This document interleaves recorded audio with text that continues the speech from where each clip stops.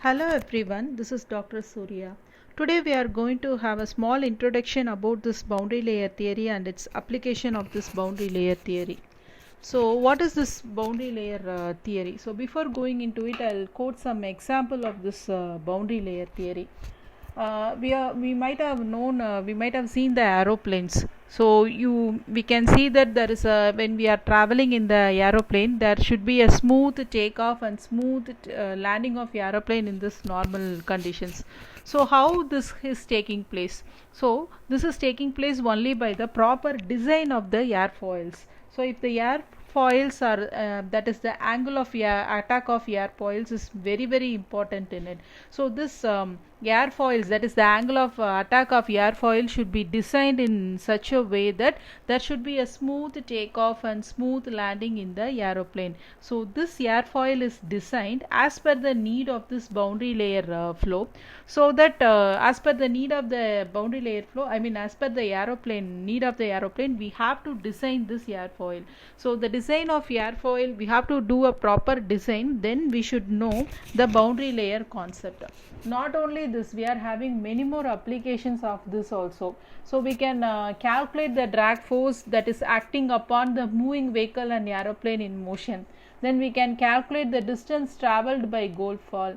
We can calculate the drag force that is acting upon the trees during the air motion. So like it, many applications of this boundary layer theory is there. So now we'll go into this boundary layer theory. So what is this? So when a real fluid is there, so suppose imagine that this is a flow over solid body. So a solid body is there, and over that solid body a flow is taking place. So what happens is that when a real fluid is flowing over the solid body or solid wall, so what happens is this fluid particle will adhere to the boundary, and the condition of no slip occurs. Say for example, if we keep in a vessel, we are keeping a water, or in a if water is there, and after pouring all the water, we can see some of the water particles will stick into the vessel. So we might have seen this. The similar way, the water is flowing on, and supposing if I am keeping some obstruction, then what happens in that obstruction, we can see some fluid particles will be adhering into it, so it will stick into it.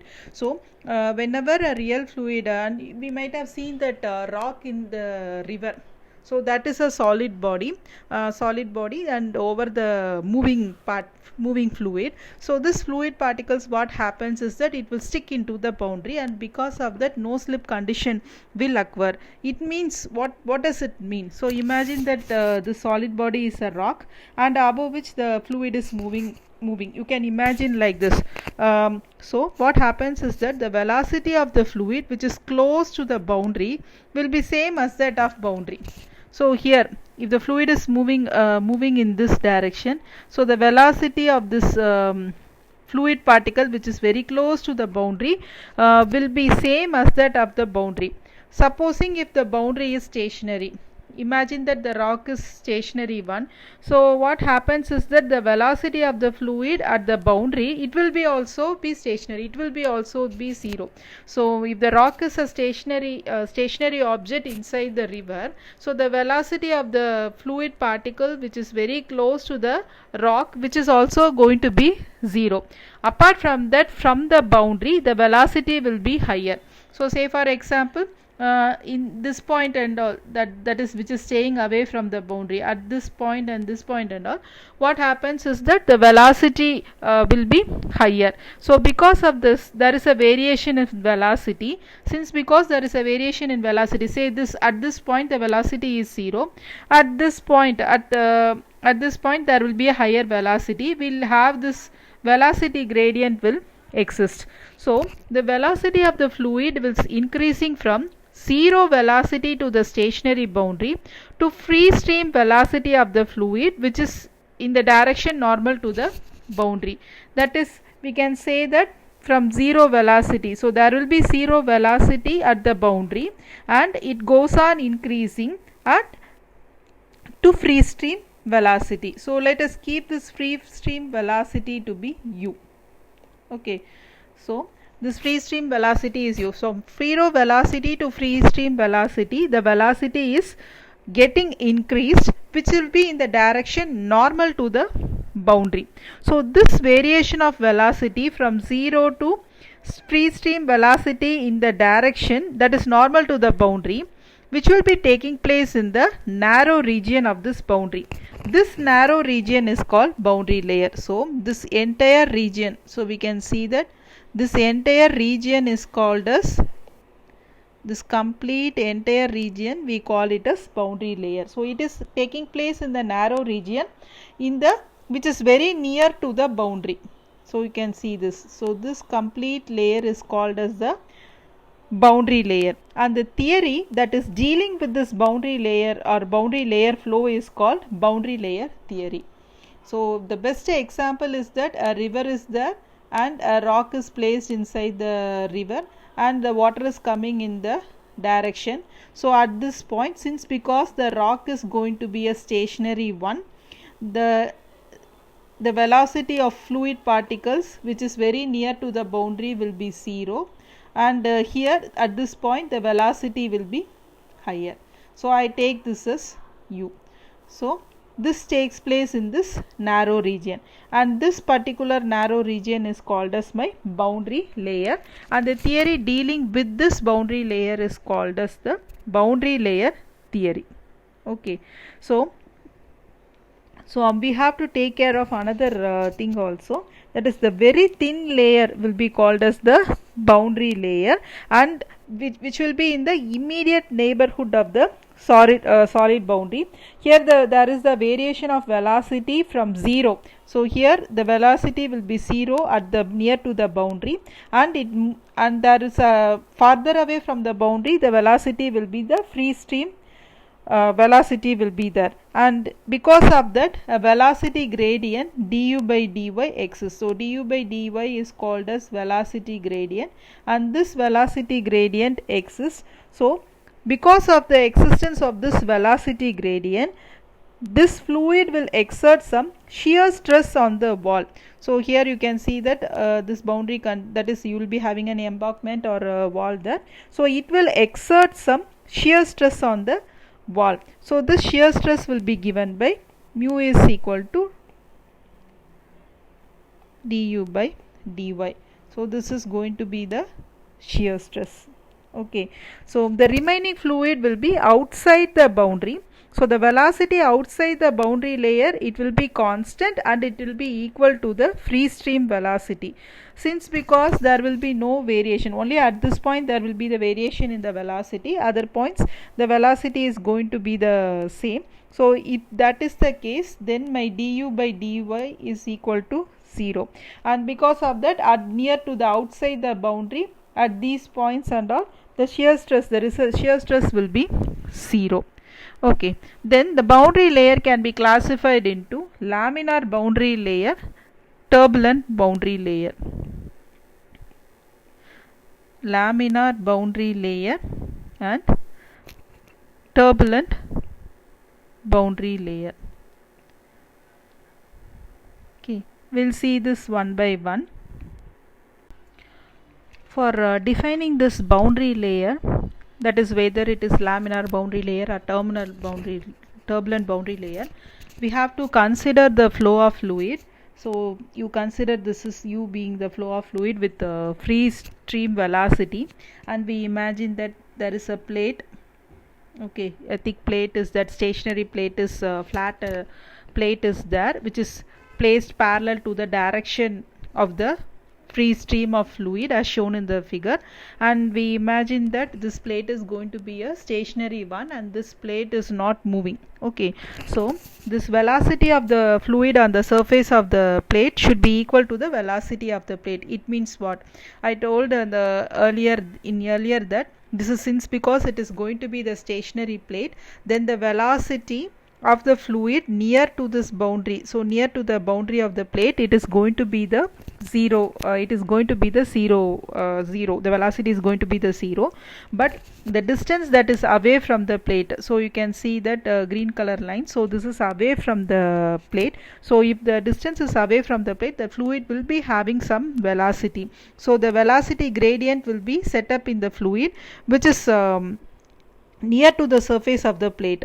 So because of this, the velocity of the gradient, that is du by dy. So this velocity gradient will develop some shear resistance. Because of that, it will retard the fluid. So the fluid with the uniform stream velocity in capital U, that is, it is retarded in the vicinity of the solid surface of the plate, and this boundary layer region is beginning at the leading edge, at the sharp edge of the plate. The boundary layer, it will start. Okay, so at subsequent point, that is flowing from this at subsequent points, what happens is that the boundary layer, you will get to grow. Okay, the fluid will be retarded and further retarded, and as a result of this, the boundary layer will grow, and this is called as the growth of boundary layer. Okay, so the leading edge of the plate, the flow in the boundary layer is laminar. So this layer, we call it as laminar zone. Okay, this is called as a laminar zone, and this will be the transition zone. You can see the undulation, it is slowly transition. So this is going to be the transition zone, and this zone will be going to be the turbulent zone. Okay, so what happens is that the length of the plate from the leading edge up to which the laminar boundary layer is existing, that is called as laminar zone. That is, this AB is called as laminar zone. The distance of B from the leading edge, so from here, the distance from A to B, the distance, the Reynolds number will be equal to 5 into 10 power 5 for plate. For generally for plate, it will be 5 into 10 power 5. Okay, so because up to this, the Reynolds number, the boundary layer is going to be laminar one. So Reynolds number will be equal to 5 into 10 power 5, and this is going to be the laminar one, and this Reynolds number will be given by the equation capital U, that is, U is going to be the free stream velocity of the fluid, and X is going to be the distance from the leading edge, and mu is going to be the kinematic viscosity. So this we can write it as 5 into 10 power 5, which is equal to U into X by kinematic viscosity. Okay, so if the values for free stream velocity and viscosity is known, then the distance from the leading edge up to which the laminar boundary layer that is existing can be easily found out. So this distance X can be easily found out. So next is the turbulent boundary layer. So if the length of the plate is more than X, say for example, if the length of the plate, you imagine that the length is going to be the 10 meter, and once we are calculating, we are getting 10 meter. So if the real time, the plate length is 15 meter, say for example. So what happens is that this thickness of the boundary layer will go on increasing till the downstream direction. So then this laminar boundary layer, what happens is that it will become unstable, and the motion of the fluid within it, what happens is that it will get disturbed and irregular. So as we all know, in the laminar layer zone, the flow will be flowing in a straight path, it will not move in a zigzag way. But as soon as the laminar zone is reached, after that the fluid will become unstable, and it will be disturbed, and it will be irregular. So because of that, there will be a slow transition from the laminar layer to turbulent boundary layer, and this short transition is called as, over which the boundary layer is getting transferred from laminar to turbulent layer, is called as transition zone, and will be the transition zone will be B and C. So further, when we go still the downstream to the transition zone, this boundary layer will be turbulent, and it will be continuously, it will grow in thickness, and this layer of boundary is called as turbulent boundary layer, and it is shown by the portion, this portion. This is FG is a portion, this is called a laminar boundary layer. Okay, apart from that, we'll have another one thing called, which is laminar sub layer is called. You can see this. So this layer, we call it as laminar sub layer. So what is this laminar sub layer?